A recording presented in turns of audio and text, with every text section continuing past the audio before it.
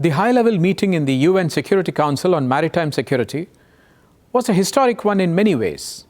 This was the first meeting of the Security Council to be chaired by the Prime Minister of India. We had unprecedented high-level participation, including presidents, Prime Minister, Deputy Prime Ministers, and several ministers. Further, this was probably the first time that the topic of maritime security was discussed holistically and comprehensively in the Security Council. Earlier discussions centered primarily around piracy and maritime crime. In 2015, Prime Minister of India, Shri Narendra Modi, put forward the initiative of Sagar, Security and Growth for All in the region. In the Security Council, he set out 5 basic principles to guide maritime security discussions.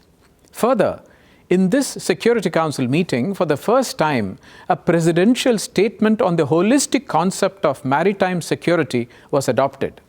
Besides piracy, armed robbery, and transnational organized crime, the statement reaffirms in categorical terms that the UN Convention on the Law of the Sea 1982 sets out the legal framework for maritime activities. It clearly acknowledges the threat of terrorists and the use of seas to conduct terrorist acts and crimes, like, for example, the Mumbai terror attacks in 2008. Freedom of navigation and safe and secure shipping is also acknowledged.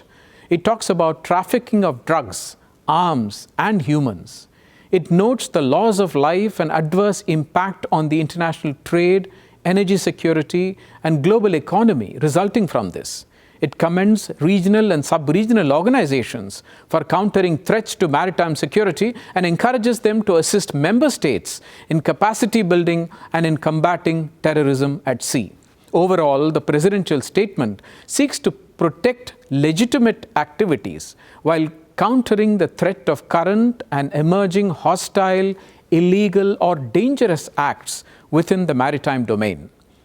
I thank all Council members for their constructive engagement during the negotiations on the presidential statement.